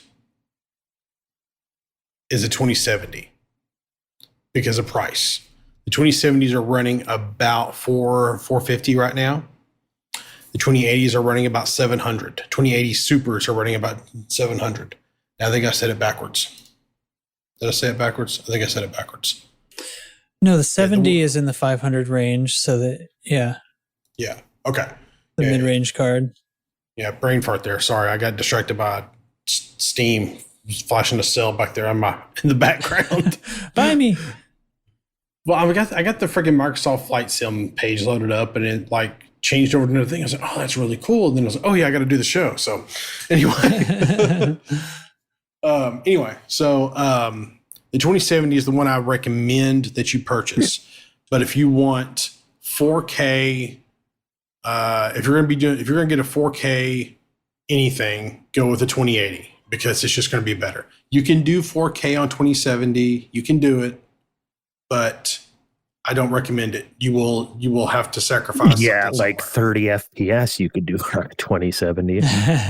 Yeah. I mean, even my 2080 running 4K, 60, 70 FPS. Yep. 1440, I can run 144 all day. But yeah, you start running 4K, start pushing that many pixels.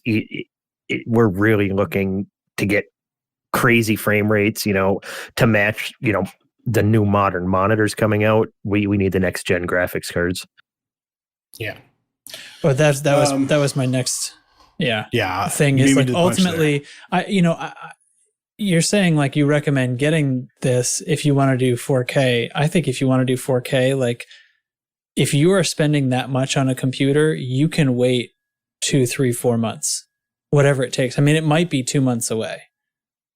Well, you kind of beat me to the punch there because like I was going the mindset of you have to buy something right now kind of deal. Here's what you buy. But I'll tell you, if you have to buy something right now, 1660 Super. Exactly. And then save the rest of your pennies. Yeah. Because and so the reason we're saying that is because NVIDIA is on the edge of releasing a new 3000 series of video cards. And by all benchmarks that of all leaked, not real info, keep in mind leaked benchmarks, they're about 30-40% better than the 2000 series. Yeah. And we have no idea what that's firmware advancements, it's other stuff on the die, and it's also just the process size, like it's the transistor size jump. There's a big size shrink that's happening with this generation, and that's why it's a big deal. It's not like the previous generation where it was just like advancements in how they organize the thing and how many transistors they can put on a board and cool it effectively. This is running lower power so they can cram more in there and then run it at the same power, and it's like humongous. Yeah.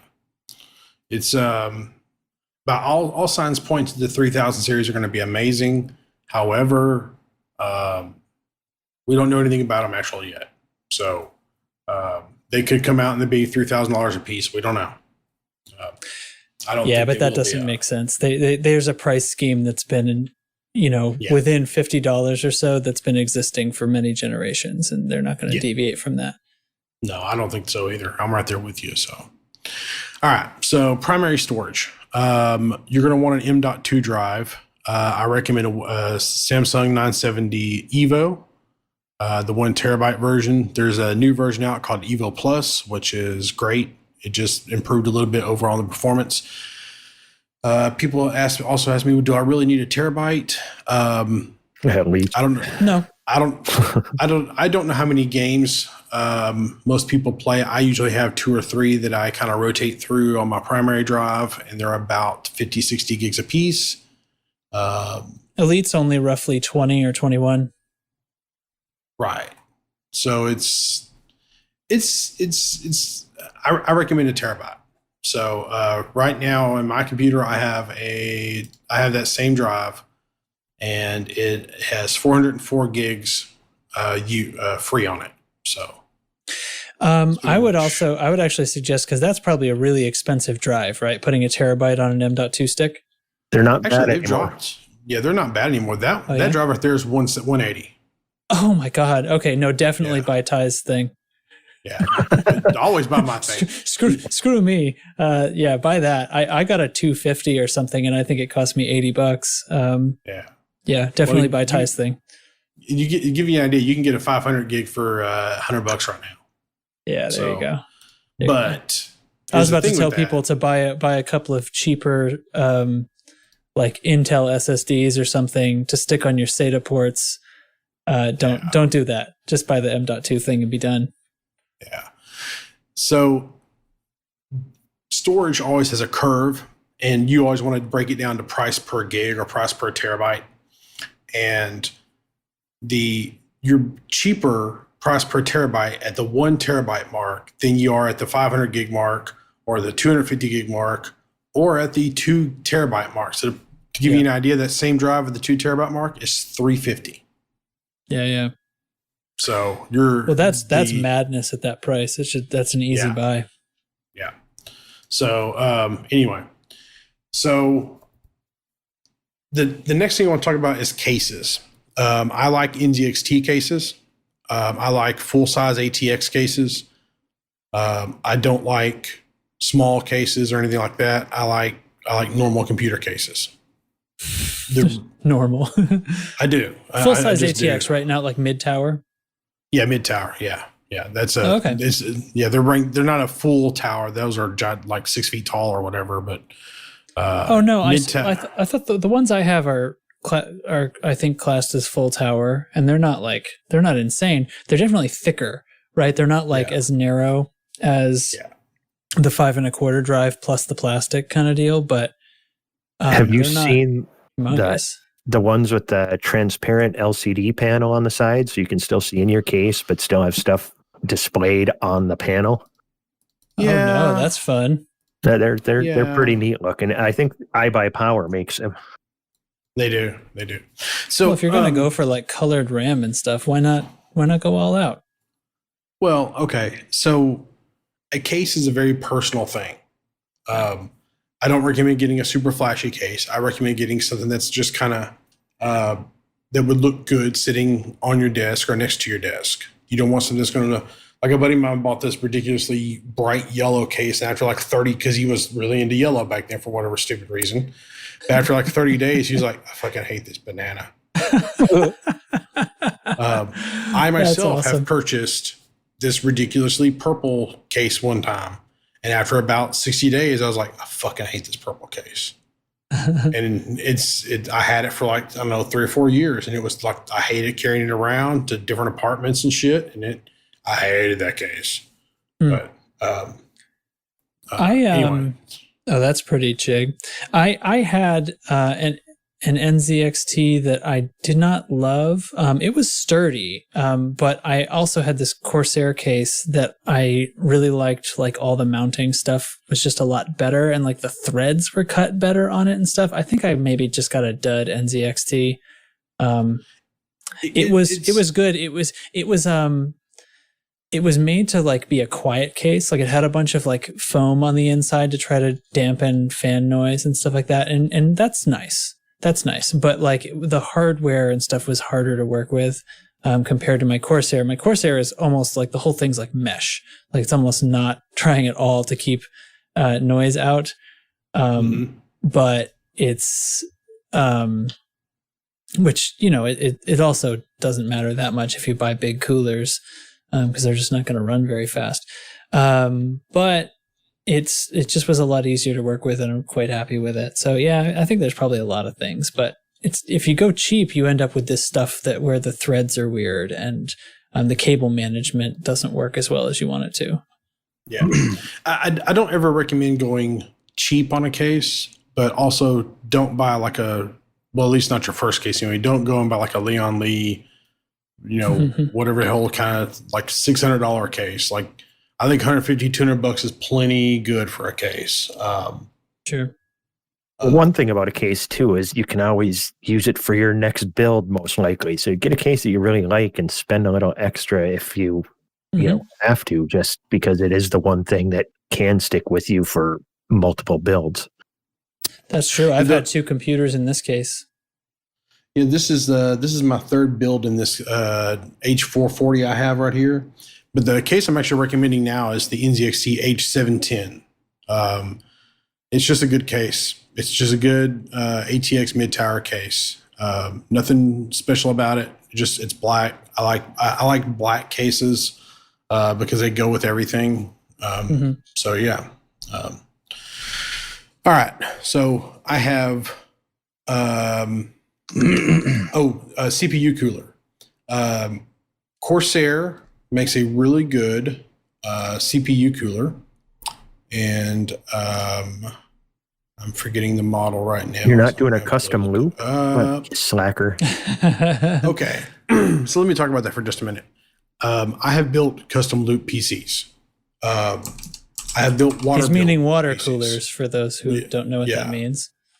So I am not the biggest fan of water-cooled cases or water-cooled builds. I'm just not. Number one, they cost a shit ton more, typically. Number two, maintaining the liquid inside requires maintenance unto itself. Like once every 6 months or so, you got to drain it and refill it. I'm not there. You will talk to different people who say, don't do this or don't do that. You don't have to do that often. Yeah, you do. Because if you don't, you can get algae build up inside of the damn thing. And number three, mineral deposits, not really algae. Well, whatever. It depends if you're putting actual water in it, right?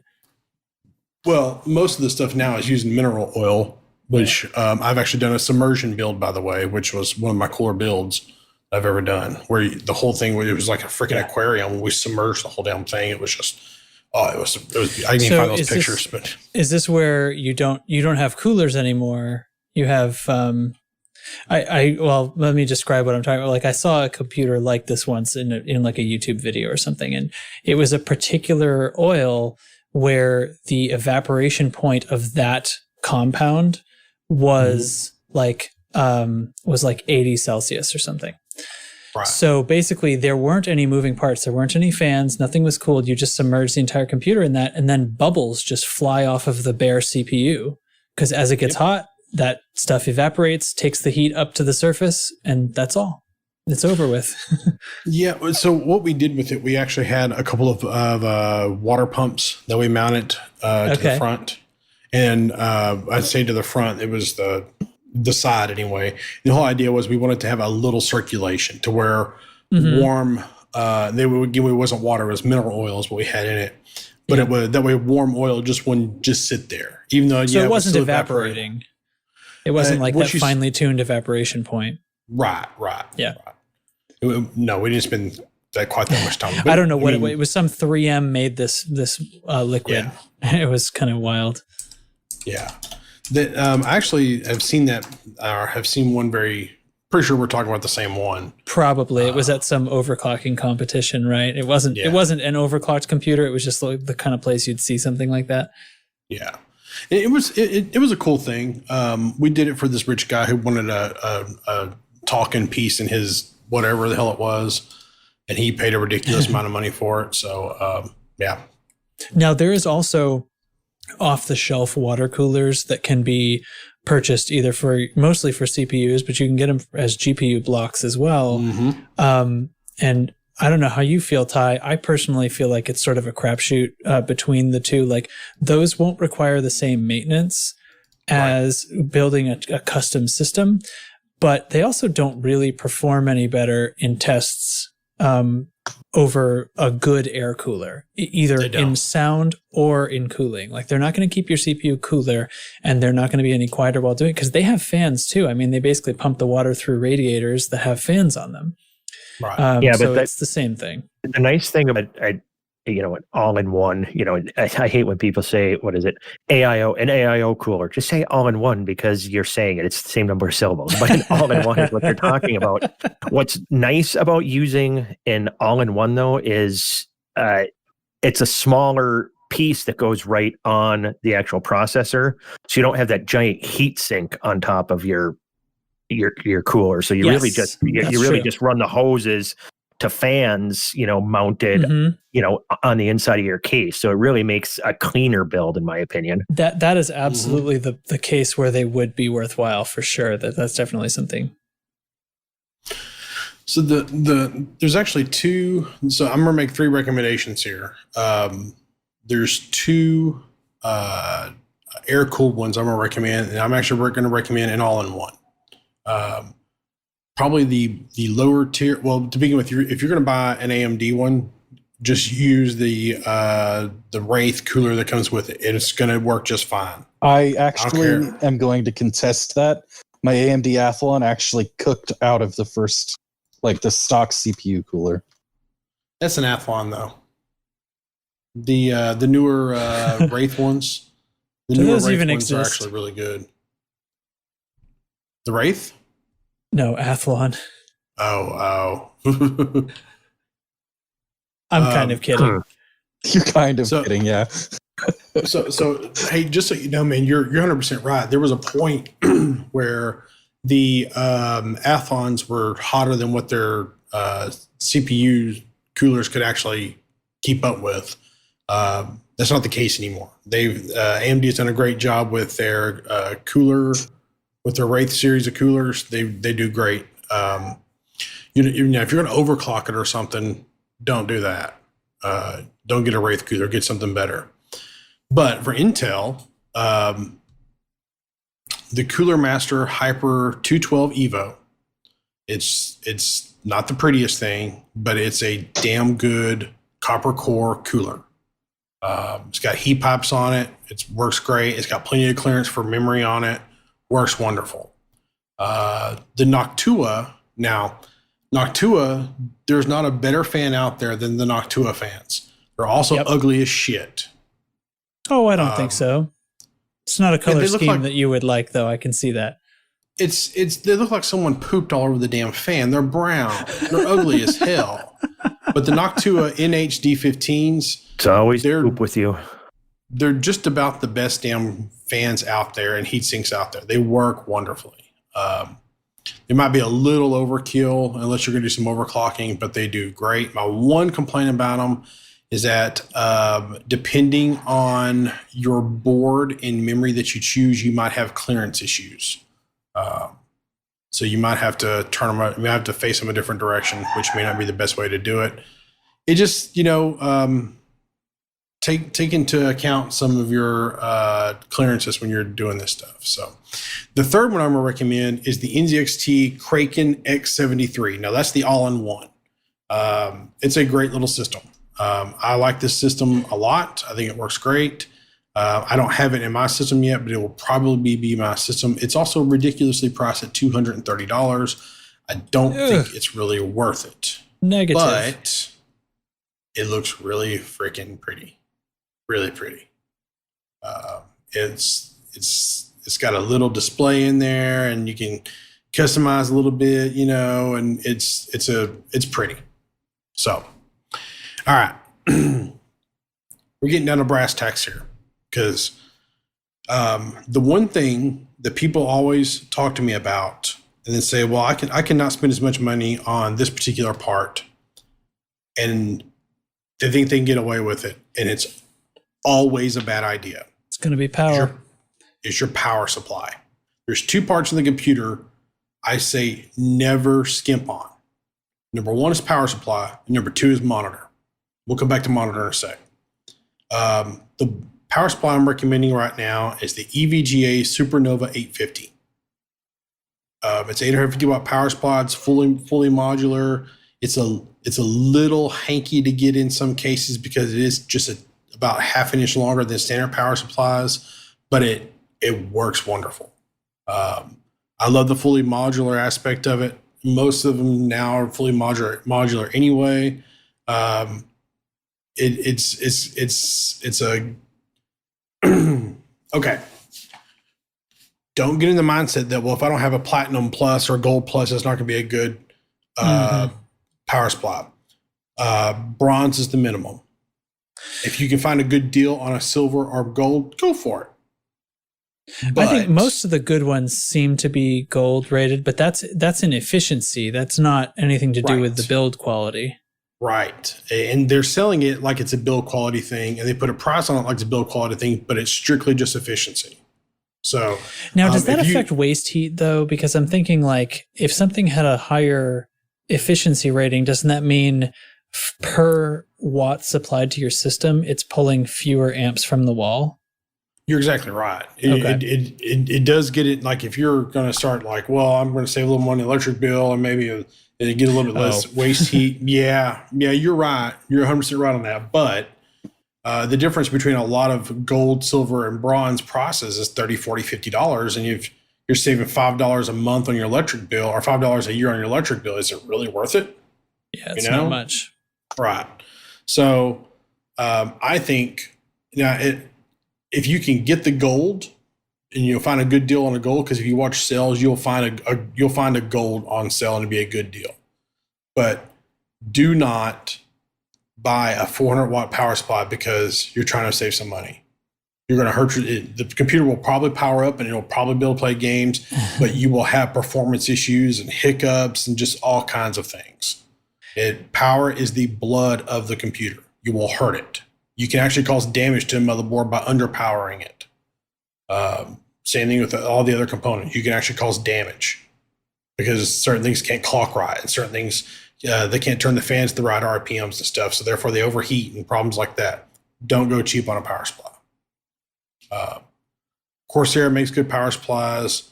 EVGA, of course. NZXT started making power supplies. I don't know about them. I've never had one.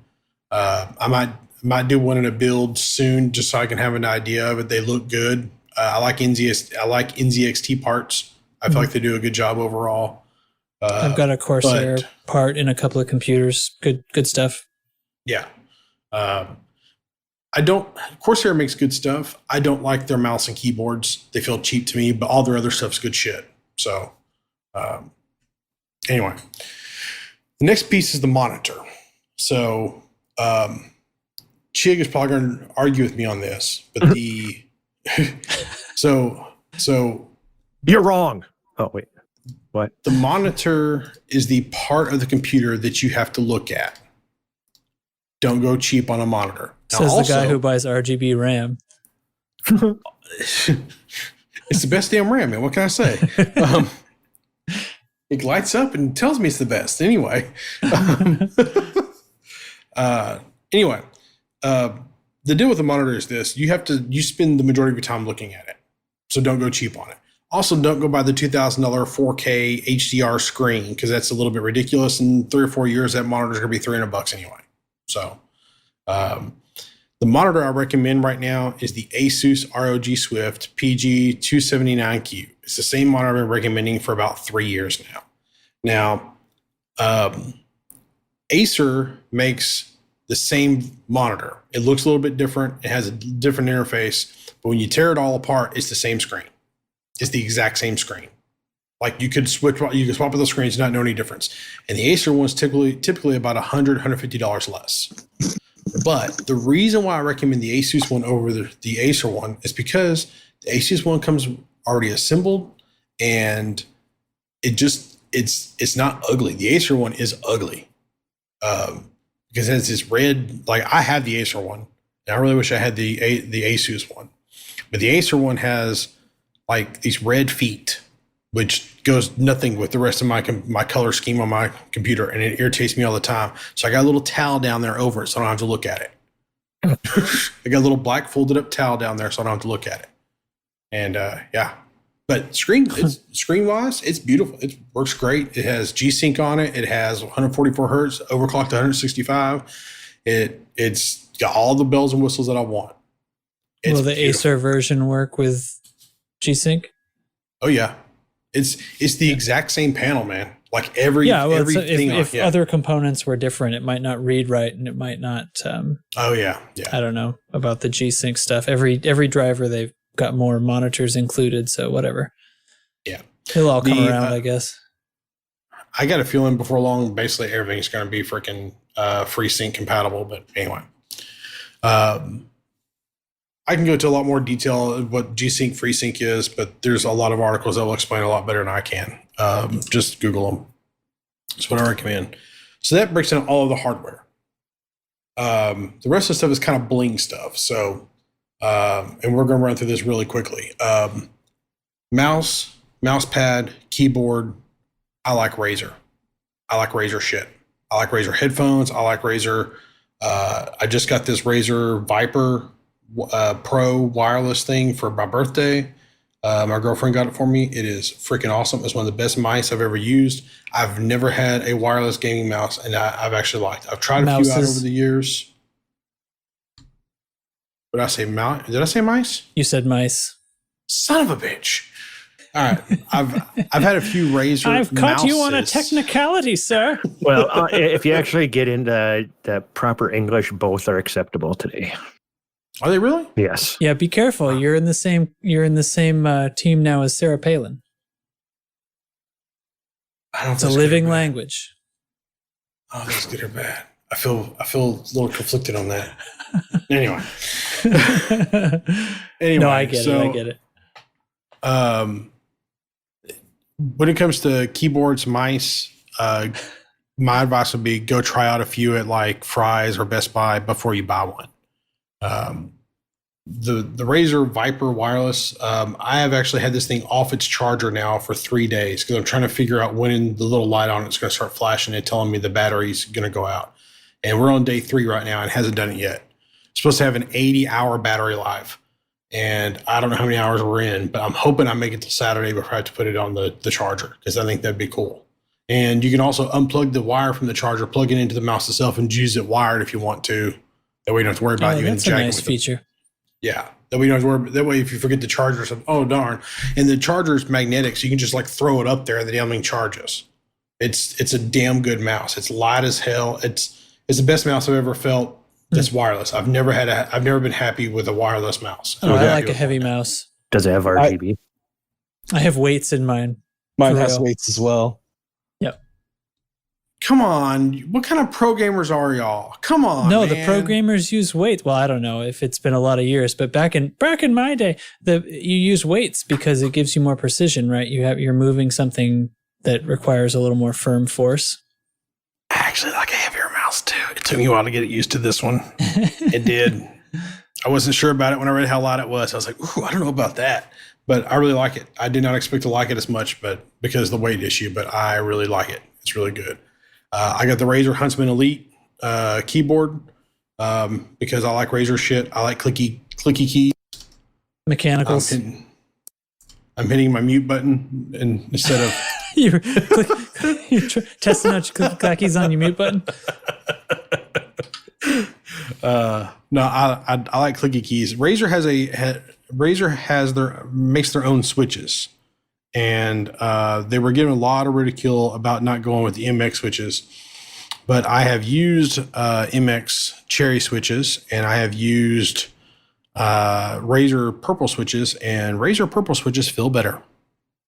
They just feel better. I don't know why. You just like them because they're purple. I guess. Gotcha. I don't know. I guess, man. I don't know. Everybody knows I like purple. So,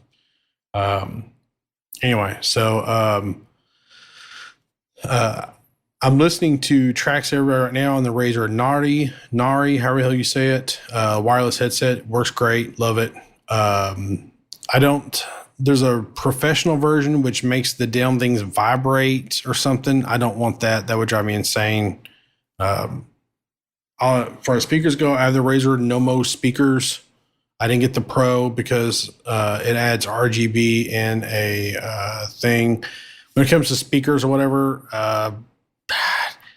I'm not the biggest fan of Razer speakers overall because I feel like they're a little bass heavy instead of just being flat. But I do like the Razer Nari headset because of the wireless option on it, and that way everybody can hear me pee when I go to the bathroom and forget to hit mute. Yep, it's happened. And I like Razer mouse and keyboards. I think they just do good shit. I've actually tried out SteelSeries. I have tried out Logitech. I have tried out. There was a point in my life where Logitech actually, back when I was doing a little bit of tournament gaming, Logitech actually sent me a mouse to try out, and I didn't like it. I fucking hated it. I went back to my Razer and told them so. So anyway. I think mine's a Logitech. I've had it for so many years. I think it's a G5. It's all worn off.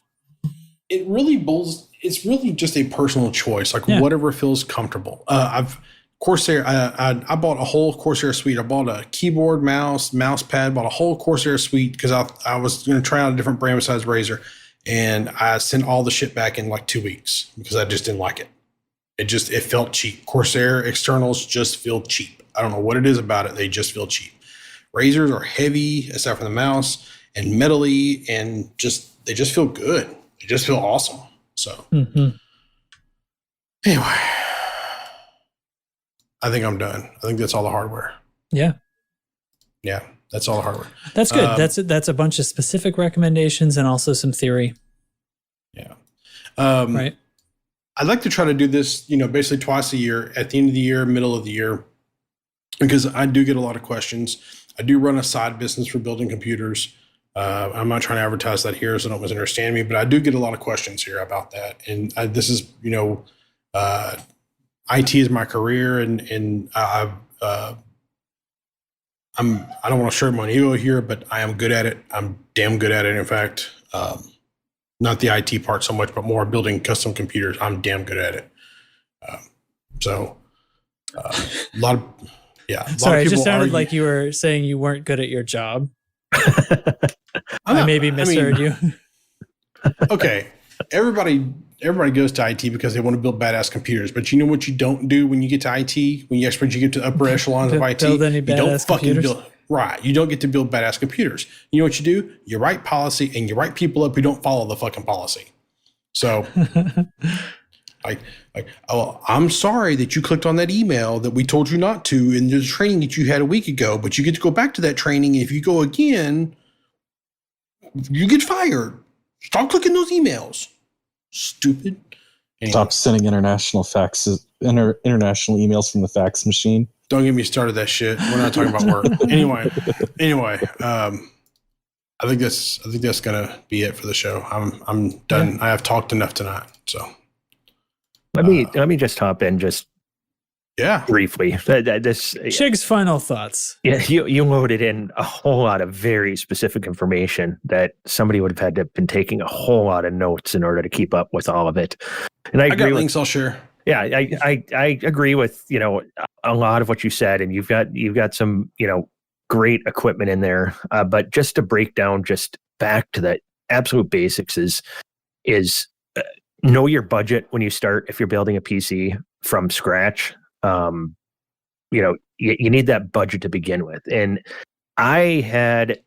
when I quit playing WoW like 5-6 years ago, I kind of got away from PC gaming, and I was console gaming for the most part.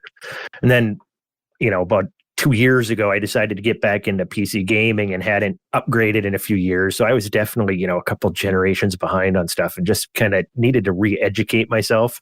And I knew I wanted to spend about $2,000 on a computer. And I did something that, computer builders like Ty and a lot of PC Master Race people would frown upon. I went and started looking at the pre-built companies out there. You've got your iBuy Power PC, Cyber Power PC. There's a handful. Alienware. You've got all of these companies, and there's definitely problems with going that route. Some you're not, are a lot more of a premium thing than others, because those that you mentioned are not all in the same. Not ballpark. always, exactly. You don't get to pick your specific parts at times. Like you could end up with an EVGA possibly, or you could end up with a Gigabyte maybe. You're not guaranteed for sure, but on their website you can kind of look and you'll see like a case that you like, and then look at the price and the components, and you can kind of start at a baseline. Which level of processor stuff, but you see exactly what that costs. And then you can take a look at it, and then you can customize it.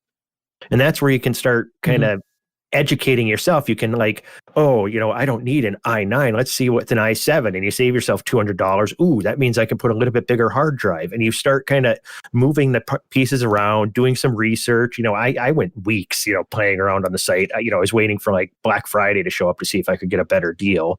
And, kept moving parts around and researching, doing all my research, and ended up, seeing the computer I wanted. Then I'm like, okay, now I'm going to go price out these parts on Newegg and build this computer myself. I'll save myself some money. It actually came out cheaper to buy it through them.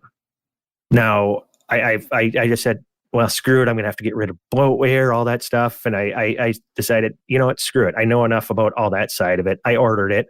It came. I had to go through, obviously, flatten the OS. Well, their wire management, cable management isn't the greatest, things like that. I opened it up, it did all of that. No bloatware at all on the system. It was just a clean Windows install. So that was a joy. I didn't even have to remove like McAfee or Norton or anything. It was clean as can be.